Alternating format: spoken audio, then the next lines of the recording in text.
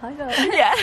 Really close. Hi guys, welcome back to my channel. Hello. I'm here with Lara today, Hello. who's one of my bestest friends. Hello guys. And we've just been out for a walk, and as you know, I'm doing a no buy year, and we've been really like talking about spending. Yeah. So we've decided to like think about 5 things each that we no longer want to spend money on, especially for this year. I feel like 1 year is a challenge, a good challenge. That's huge. Yeah, Lara's going to do 5 things on her channel, so go and check her out. I'll leave a link to her channel below. She does like loads of fashion videos and like loads of inspiration. As you can see, like I'm very stylish. I'm like just like wrapped up so inspired by her. So yeah, go check out Lara's video, and she'll do 5 things and I'll do 5 things on my channel. Can't and wait to hear hopefully yours. that will inspire you to think about things that are important for you in your life that you would like no longer want to spend money on. And see a Definitely. difference. Yeah. So yeah. Can't wait to let's see do yours. it.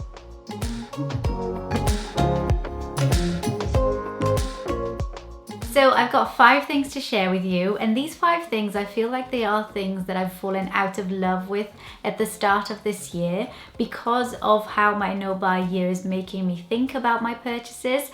I've kind of fallen out of love with this type of consuming. So the first thing that I no longer buy is spares.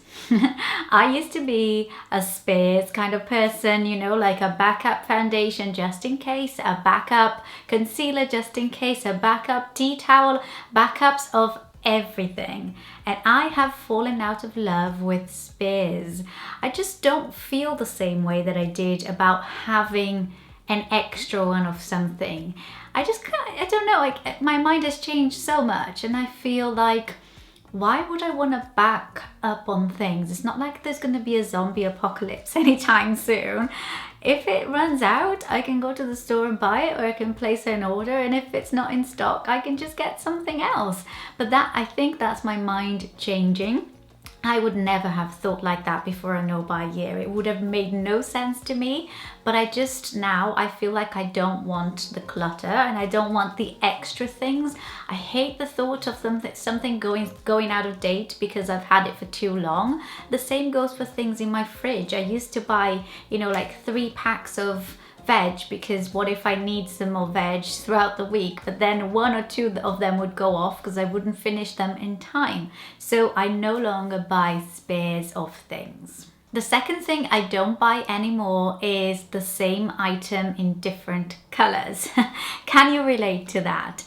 I used to be the kind of person that would find a nice pair of jeans that would fit really well, and I'd go, great, I found something that fits, I'll buy it in all different kinds of color because this is such a good find. I mean, such a good find is a real enabler for a shopaholic or someone who doesn't shop mindfully like I used to be.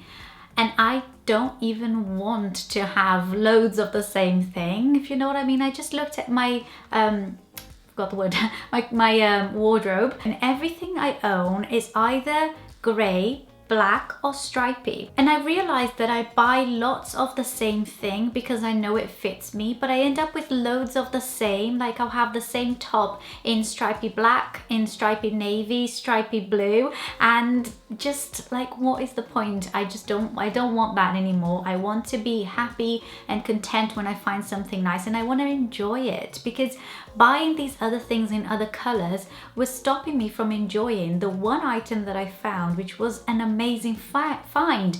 All of a sudden, it's not that amazing anymore because I've got 4 of it. So, you know, it's just another thing in my wardrobe. So I don't buy any more of this same item in different colors. I no longer buy things that don't have a purpose. Now, this one might take some time for me to completely say that I don't ever buy anything without a purpose, but I have definitely fallen out of love with buying something because it's pretty or because it's cute. I kind of look at things now and I feel like unless there's a purpose for it, unless I've got a place for it in my house, I don't even want it. And a lot of the things that I'm looking when I'm, you know, window shopping or seeing things out, I can't even buy because they fall into my no buy categories.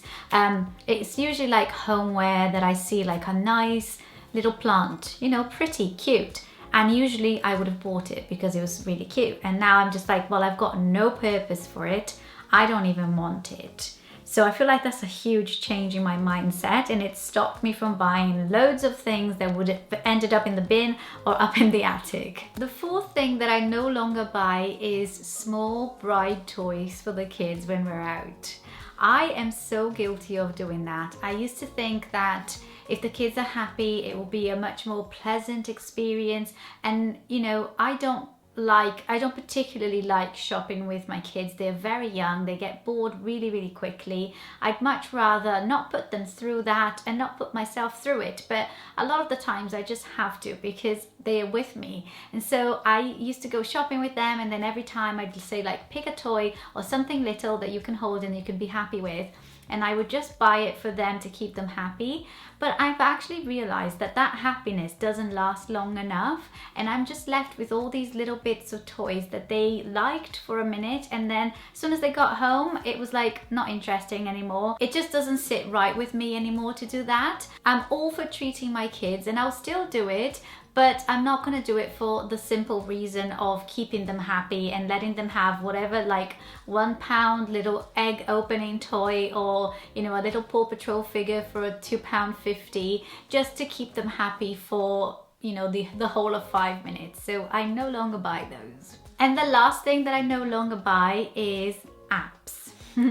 And this one is a big one for me because I love technology. I love finding new things, like new exciting apps that could change my life forever. And I used to have a really bad habit of just browsing the app store, finding an app that I liked, and then if there was a paid version that had more features, better features, I'd just go and buy it, not even thinking whether or not I would want that app the next day. And a lot of the times I didn't, or I found something different.